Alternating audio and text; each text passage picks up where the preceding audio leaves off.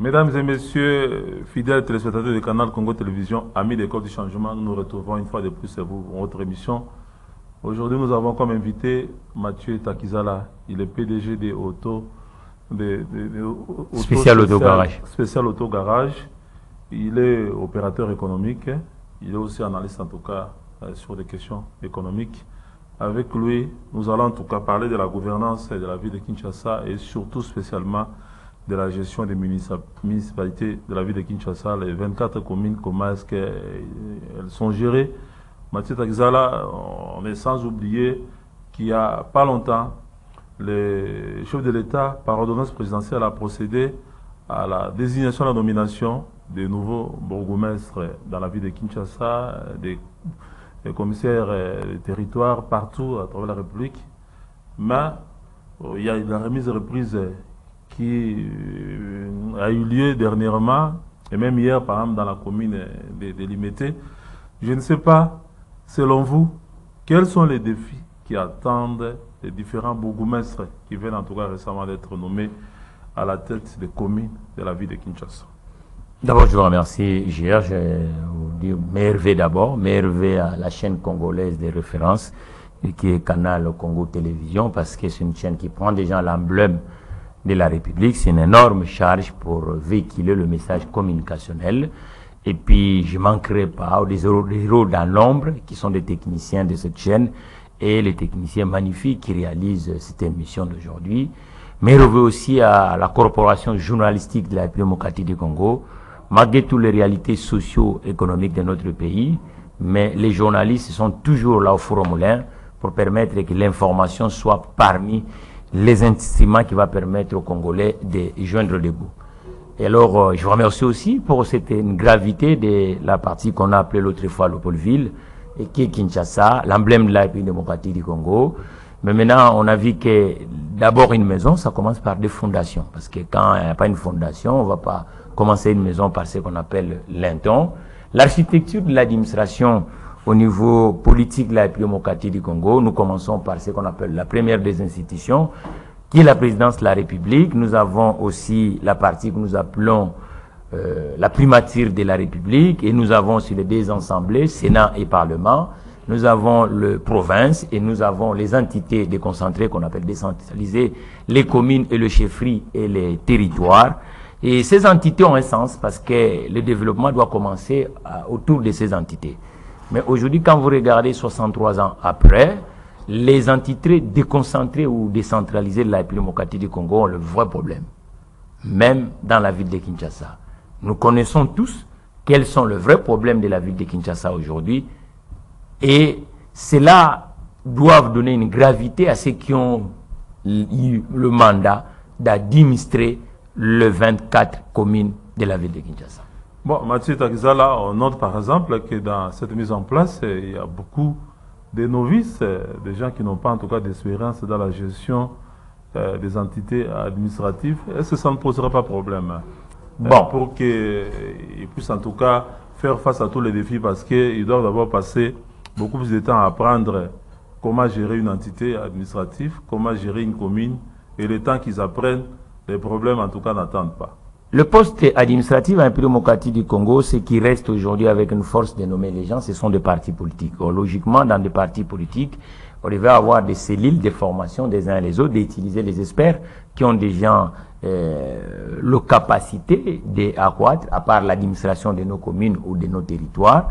Logiquement, on va regarder sur le terrain, parce que là, ceux qui ont eu la capacité de les nommer, peut-être ils ont des secrets pourquoi ils ont mis les gens en place, mais je crois que, attendons, avec le temps, on va voir leur niaque, leur façon d'appréhender la chose, comment ils vont agir, parce que tous sont à la tête des communes en faillite et à la tête des administrations du territoire en déficit. Donc je crois qu'ils n'auront même pas les airs à dormir. Il faut qu'ils nous rentrent directement en action pour qu'on puisse sentir que c'était la personne qui a nommé ne s'est pas trompée. Oui, Mathieu Takizala, vous êtes entrepreneur, donc gestionnaire aussi d'une entité privée, et que si on vous met sûrement dans une entité étatique, vous saurez aussi en tout cas la gérer. Aujourd'hui, nous ne voudrons pas faire des critiques, mais nous voudrons en tout cas, face aux défis qui attendent les différents bourgmestres des communes et de Kinshasa, qui vous, en tant qu'experts,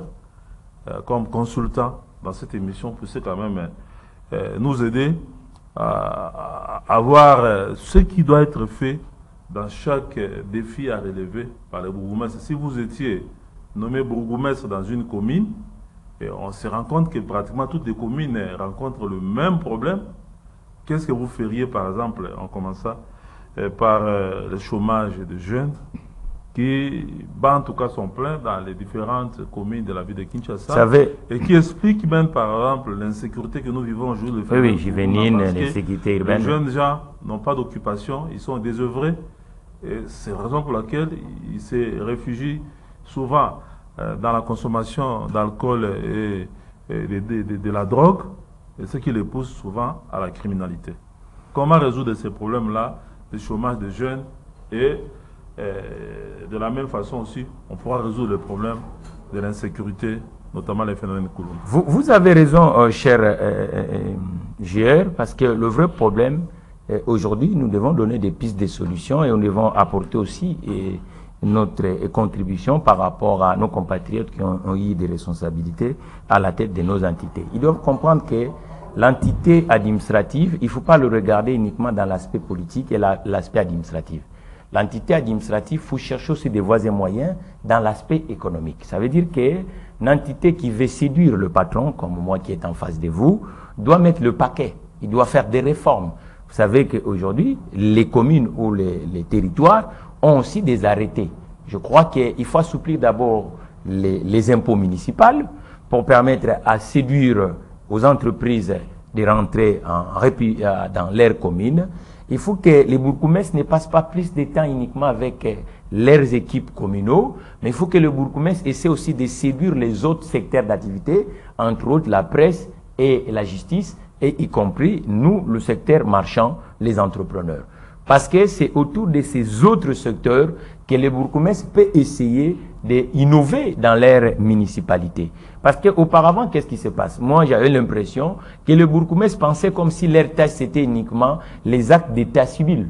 Les actes d'état civil, ça veut dire que tous les vendredis, nous voyons organiser. C'est vrai. Mais maintenant, nous avons un vrai problème. Nous avons un problème d'abord des familles au niveau de nos communes. 3/4 des familles sont en difficulté. Il faut maintenant que le bourgmestre devienne maintenant un chef d'entreprise. Celui qui va essayer de traiter les problématiques sociales, les problématiques administratives, les problématiques judiciaires, les problématiques de logement, les problématiques de l'alimentation, parce que dans nos communes, les gens vivent tous les jours, et les problématiques d'échange économique. Parce que c'est ça qui va permettre que tous ces disciples, et puis les problématiques aussi de la communication communale, parce que nos communes aujourd'hui, à travers la République démocratique du Congo, on ne les sent pas. Hein, vous savez, il faut maintenant qu'on sente un peu quelles sont les raisons complémentaires que Bumbu peut travailler avec, par exemple, Njili qui est dans l'extrême. Il faut que cette intercommunalité puisse être dans l'espace public. Qu'est-ce que Njili en a et que Mongafula n'a pas et qui peuvent travailler? Comment les entrepreneurs de Njili peuvent essayer de travailler avec ceux qui sont du côté de Mongafula? C'est vraiment, il faut faire vraiment de vraies politiques communales pour permettre quand même que nos entités, aujourd'hui, normalement, 3/4 des foyers ont le problème de se loger, cher GR. Vous allez voir que nous n'avons pas de logements subventionnés, qui soient le logement du bord de l'entreprise et du bord des ménages. Donc ça, c'est déjà un problème. Nous avons aujourd'hui, dans la petite enfance, le problème de l'aire de jeu. Vous voyez que la plupart, 3/4 des terrains de football qui étaient ici dans la municipalité de Kinshasa, on ne les voit plus. Nous avons un problème de bibliothèques dans la plupart des communes congolaises. Nous avons un problème de vrais sites judiciaires dans nos communes. Parce que normalement, là où il y a des gens, et puis nous avons aussi le problème dans des communes, les pôles économiques, les zones spécialisées en économie où les gens peuvent travailler. Prenons l'exemple de la commune de Limete, Mathieu Takizala. La zone industrielle, par exemple, n'existe que des noms. Oui, oui. Parce que ce sont les constructeurs, ceux qui ont envahi aujourd'hui les sites, les quartiers industriels de Limete, que ce soit à Limete et puis à Kingabwa. Aujourd'hui, c'est beaucoup plus des habitations qui ont envahi les sites industriels. Ce n'est pas aussi un problème. C'est vraiment... Est-ce On a réservé par exemple un espace pour les entreprises, pour les industries, qu'on permette aujourd'hui que des résidences en tout cas poussent comme des champignons. Et c'est ça, en tout cas, vous avez raison de cette question qui est profonde que vous posez, parce que le problème, c'est quoi? Ça veut dire que nous, on a cru qu'on doit faire la ville de Kinshasa uniquement une ville doctoire. La population de Kinshasa avoisine la population marocaine, avoisine la population angolaise, et avoisine la population ivoirienne, parce que au Maroc, le pays a quoi? 39 millions d'habitants. Vous comprenez? Mais aujourd'hui, c'est parmi les premières économies du continent aujourd'hui. Alors, le vrai problème en est que nous devons maintenant, ce que vous dites, concernant les architectures professionnelles, les endroits où les gens doivent travailler. Vous, avec moi, on a grandi à Kinshasa, on sait comment Kinshasa a été composé. Mais quand vous sillonnez même là où c'était prévu pour combattre, que c'était des campus professionnels, les usines, telles que les Kingabois, l'Imité Kingabois, l'Imité industriel, on constate maintenant que le foncier particulier commence à occuper là où les gens peuvent travailler. Mais comment une ville de 120 millions, 120 000 habitants, mais le nombre des entreprises est en train d'être dilué tous les jours. Mais comment on va avoir une cité moderne, une cité sociale? C'est pour ça que vous voyez que vous sentez que maintenant les ruelles congolaises sont devenues ou les bivettes du côté de l'informel, ou des petits marchés qui pilulent tous les jours, sans règles, et qui nous menacent même l'environnement de la ville de Kinshasa. Donc le vrai problème aujourd'hui est que le bourgmestre, dans leurs équipes, qui ne s'amusent pas uniquement à voir que les cellules des politiciens et des avocats, qui doivent chercher dans leur commune quels sont les entrepreneurs qui sont sur le terrain, qui travaillent, puissent être le cellule économique. Parce qu'ils sont sur le terrain, cela va permettre que les entreprises qui sont dans leur commune puissent gagner. Parce qu'aujourd'hui, ceux qui n'ont pas des entreprises doivent chercher les entreprises qui sont dans les autres communes à les séduire, s'installer dans leur commune. Et cela va permettre même les embouteillages, chers, aujourd'hui. Pourquoi on a tant d'embouteillages? Pour venir dans ce studio, on a fait 4 heures du temps. Or, c'est un parcours qui fait même pas 200 km. C'est un parcours qui a même pas 50 km. Mais on a fait 4 heures du temps pour arriver dans le centre. Parce que le matin, tout le monde quitte la cité. Tout est concentré. Or, le tracé cadastral, ou le tracé de la circulation routière de la ville de Kinshasa, c'était prévu pour moins d'un million d'âmes, moins d'un million de gens. Mais aujourd'hui, il y a une surplus de combien? 19 millions de gens. Mais Mathieu, le problème, c'est aussi, bon, c'est pas seulement un problème des bourgmestres, parce qu'on se rend compte que les bourgmestres de Kinshasa, par exemple, c'est un peu comme des exécutants, des simples exécutants de la politique du gouvernement provincial. Parce que quand aujourd'hui, vous voyez, ceux qui sont sur terrain, c'est le vice-gouverneur de la ville de Kinshasa, Jérôme Moulumba, c'est le gouverneur. Mais on ne sent pas en tout cas les bourgmestres. C'est pas ça aussi le problème. Donc, le gouvernement central, comme c'est le chef-lieu comme c'est la capitale de la République démocratique du Congo, le gouvernement provincial de Kinshasa, ce sont eux pratiquement qui sont en train de prendre des grandes décisions et que les bourgmestres n'ont pas pratiquement beaucoup de marge de manœuvre pour pouvoir, par exemple, impulser certaines politiques. Quand vous parlez par exemple des infrastructures routières, mais il y a des emprises qui étaient prévues pour élargir certaines routes, mais qui sont aujourd'hui ont été occupées. Quand vous prenez l'avenue Université, mais vers Ngaba, vous allez voir que ça se rétrécit. Vous arrivez à Yolo Izo pour progresser vers Kapil, vous sentez que la route est assez large, mais dans d'autres endroits, c'est pratiquement occupé. Quand vous allez par exemple sur le boulevard Lumumba, au niveau de la première rue jusqu'à l'aéroport d'Indolo, par exemple, mais ces emprises-là sont occupées tout au long de la concession de la SNEL et même de la fondation Maman Mobutu. Donc c'est un peu ça aussi le problème de l'État. Oui, mais l'État a des escaliers, cher JR. Vous devez savoir que, mon compatriote, l'État a des escaliers et chacun doit jouer son rôle. Quand vous êtes à la tête d'une municipalité, par exemple, Njili, vous avez le foncier, vous avez des âmes, vous avez des gens qui consomment, vous avez la petite activité économique. Maintenant, c'est au bourgmestre d'Njili aussi d'imprégner une politique pour que cette commune se développe. Mais le problème, quand par exemple les eucalyptus du quartier Njili ont été occupés par des constructeurs anarchiques, est-ce que c'est le bourgmestre qui a vendu cet espace-là? Quand vous allez poser la question, c'est le gouvernement central qui agit. Non, maintenant le problème c'est quoi? Maintenant, parce que nous voulons aujourd'hui rester d'abord à cet escalier qu'on appelle la territorialité. C'est-à-dire que les administrations de base, communes, chefferies, groupements, territoires, ils ont un rôle.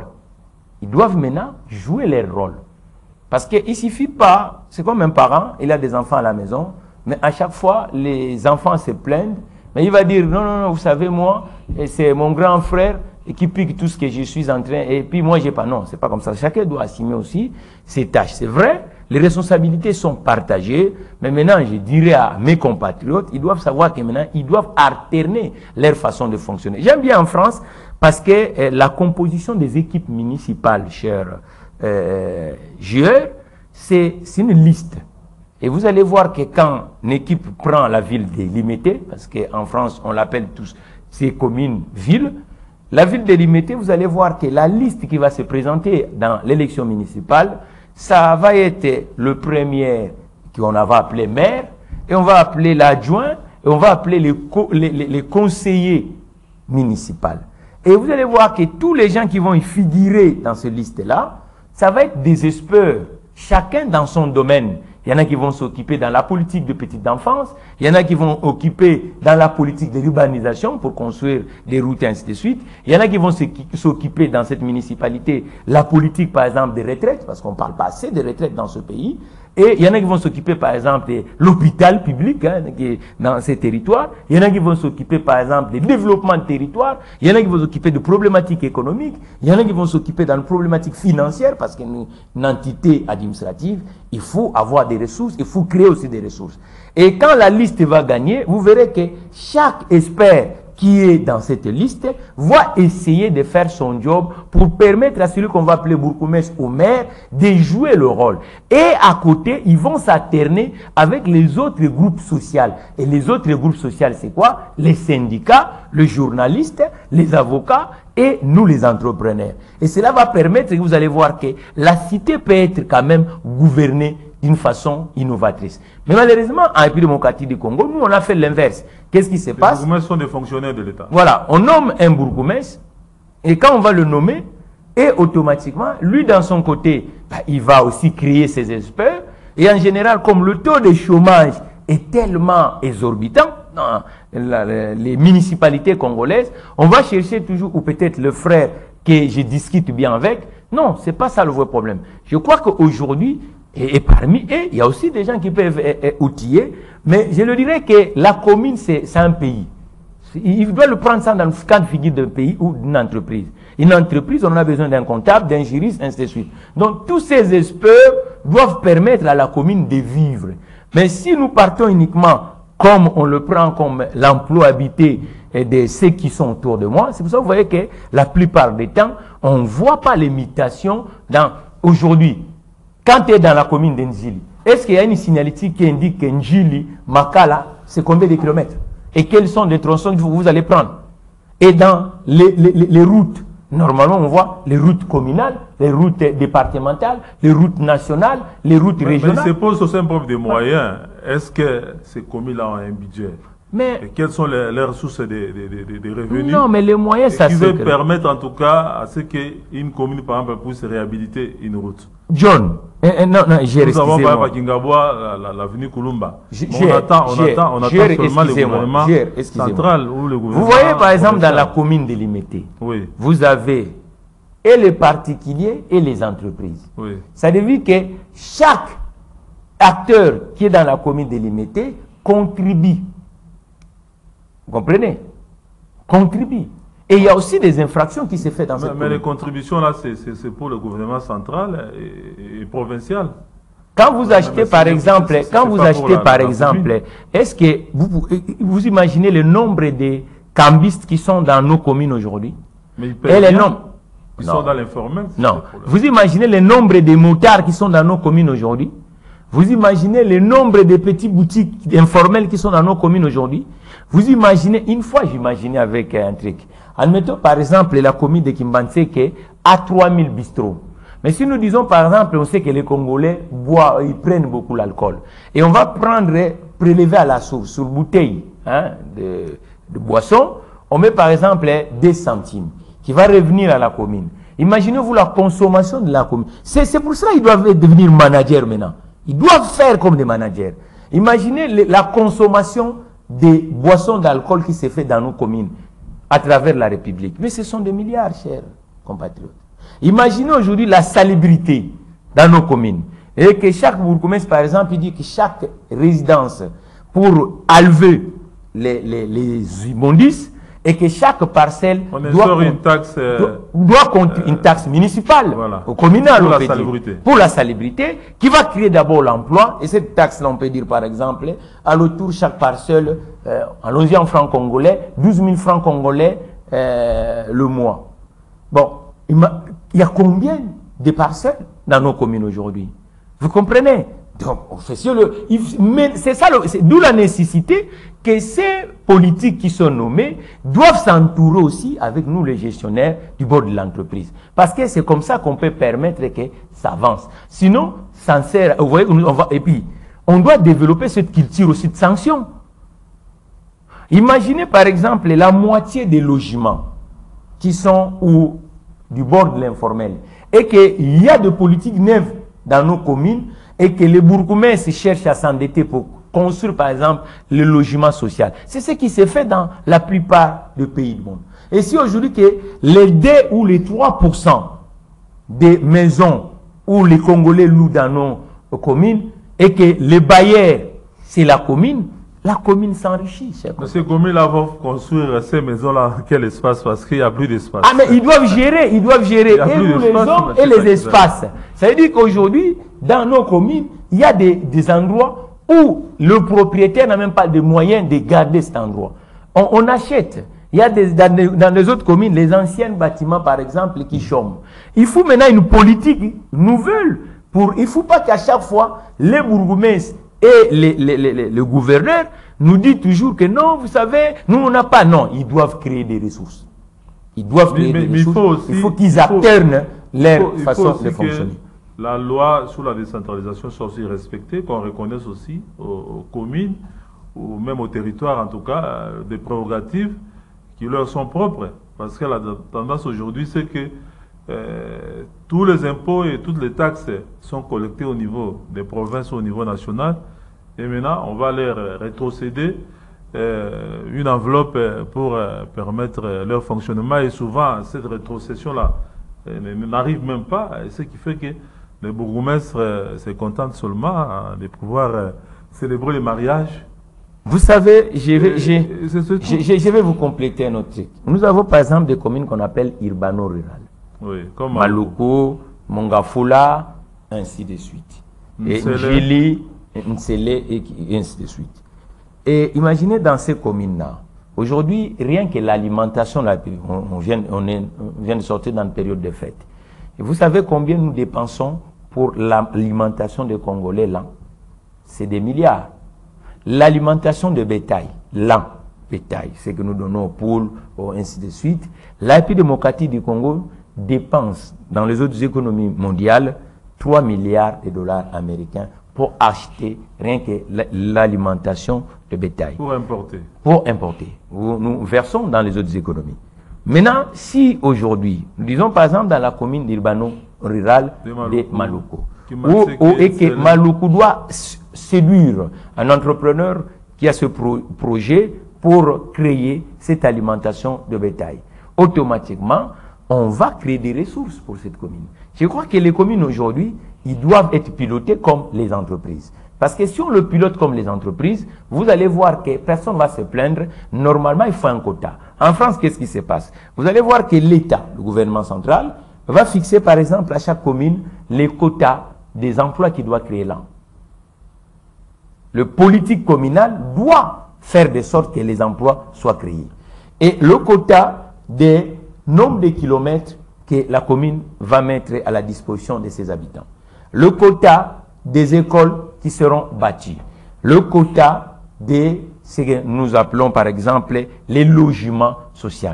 Lorsque une municipalité n'arrive pas à construire, le système national va le sanctionner.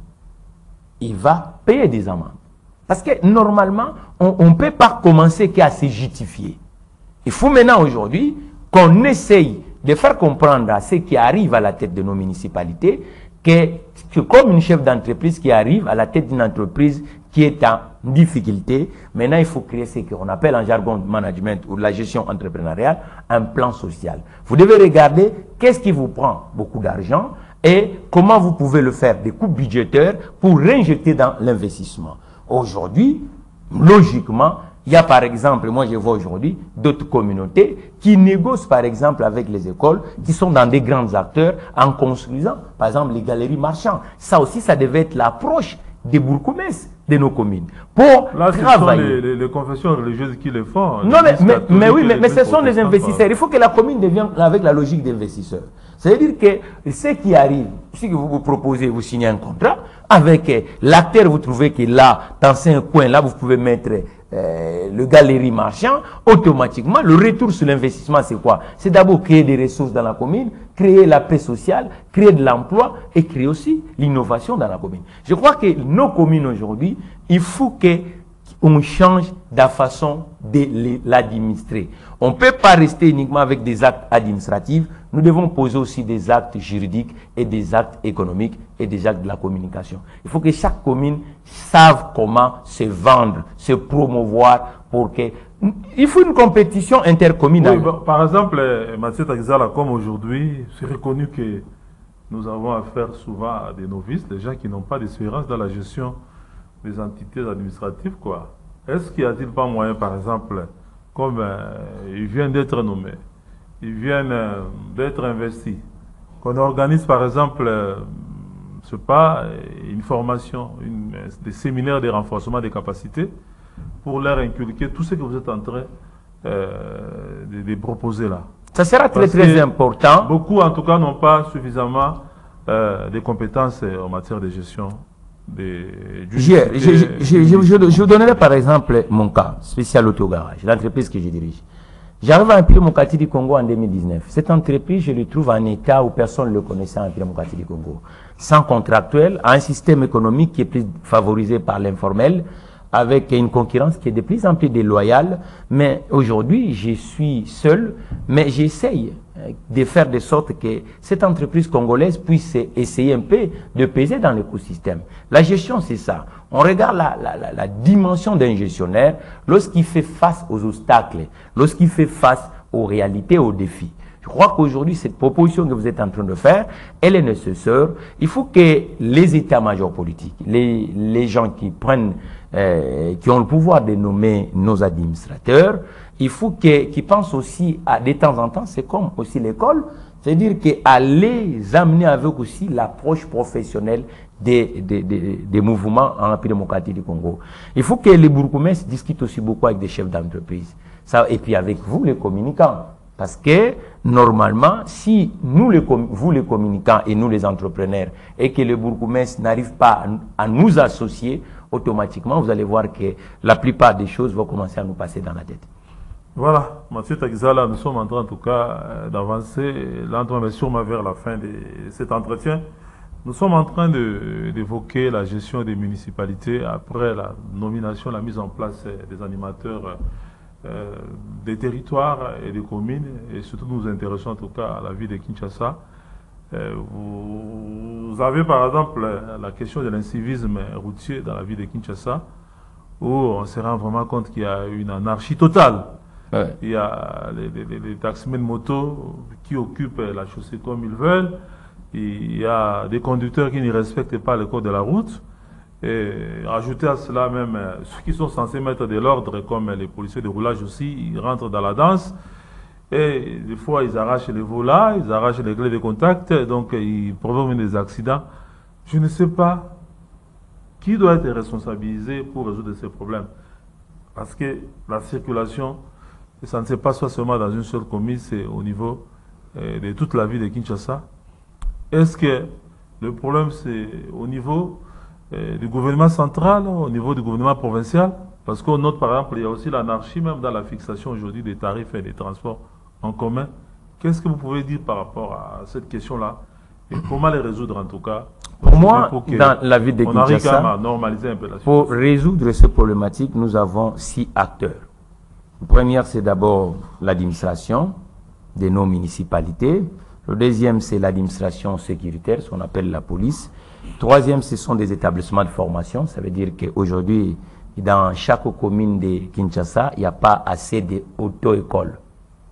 Les endroits où on doit donner la pédagogie à ceux qui peuvent prétendre conduire dans les acteurs de Kinshasa. Parce que nous perdons beaucoup de milliards, l'absence de ces connaissances routières en République démocratique du Congo. Et les écoles de formation. Et après, dans chaque commune, il faut développer les centres techniques. Le centre technique, ça veut dire garage et centre de contrôle technique. C'est très, très important. Et à l'intérieur de ces garages et les centres de contrôle technique, il faut mettre aussi ce qu'on appelle le stage de remise à niveau. C'est-à-dire que ça va permettre de temps en temps, lorsque nous chopons un conducteur incivique, il va payer l'amende, mais on doit l'obliger d'aller faire le stage. De comprendre, 3/4 des conducteurs qui conduisent aujourd'hui en démocratie du Congo, le code de la route, personne ne le connaît. Moi, j'ai fait des expériences, vous le demandez, le panneau là ne signifie quoi, et automatiquement, personne, vous voyez que de temps en temps... Et le problème même, on délivre des permis de conduire à des personnes qui n'ont même pas... qui ne savent même pas conduire. Or, normalement, même pas les un permis de conduire, il faut passer un examen. Donc, normalement, vous allez faire la formation à l'établissement de formation. Après l'établissement de formation, le jour que vous allez passer, le représentant de l'État, qu'on appelle l'inspecteur du ministère de l'Intérieur, de la Sécurité, va venir avec le représentant de l'établissement pour vous faire passer les examens pratiques. Et l'examen aussi théorique, pareil, il y a des épreuves. Et lorsque vous êtes arrivé, c'est comme dissertation et les épreuves d'examen d'État. Ça se fait dans le départi. Et lorsque vous le faites, si vous êtes capable, on trouve que vous avez distingué, là, automatiquement, vous pouvez avoir le permis de conduire. Mais ce n'est pas ce qui se fait aujourd'hui en République démocratique du Congo. Je crois qu'aujourd'hui, la plupart de ceux qui conduisent dans nos routes, il fallait d'abord le faire passer ce qu'on appelle le stage. Au niveau de nos communes, ça peut être aussi les ressources que nous cherchons. Hein.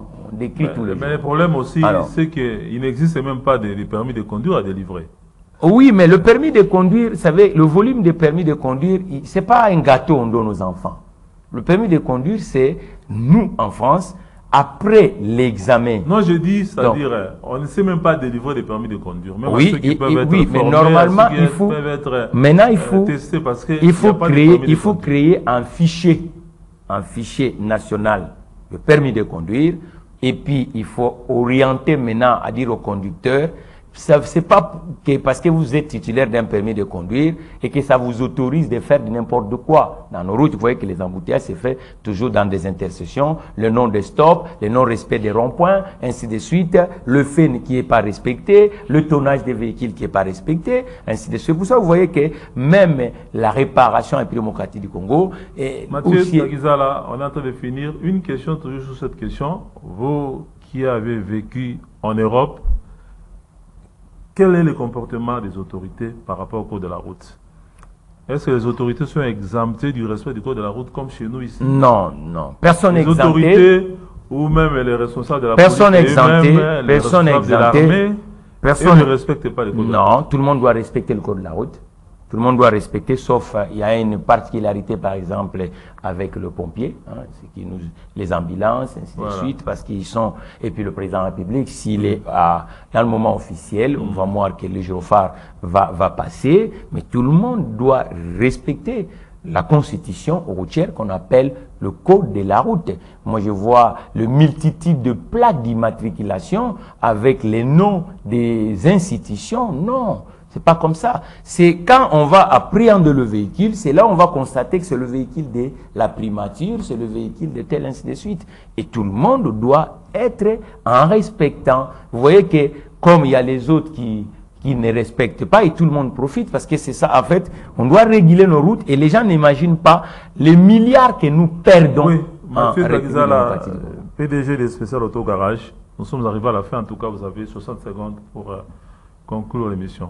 Comme l'inflation vient plus dans le secteur fossile, dans l'automobile, actuellement chez Spécial Auto Garage, les promotions sont autour de pneumatiques, l'huile, filtres, plaquettes, bougies, avec des batteries de petit prix, où l'automobiliste a toujours besoin d'acheter ces accessoires, mais il faut maintenant venir de plus en plus chez Spécial Auto parce que c'est un magasin technique, c'est pas un magasin où les gens vous donnent des choses sans les notions techniques, et cela va permettre que les automobilistes de la République démocratique du Congo ne continuent plus à s'appauvrir. Et ceux qui veulent acheter le véhicule cher avec la connaissance technique, rapprochez-vous auprès des Spécial Auto Garage qui va permettre l'achat de véhicules ne peut plus devenir le problématique qui va appauvrir la République démocratique du Congo, mais ça doit devenir une solution pour que nous puissions quand même vaincre la misère sociale qui est toujours impérieuse. Merci beaucoup Mathieu Takizala, merci à tous ceux qui nous ont suivis, merci à l'équipe technique. Rendez-vous en tout cas est pris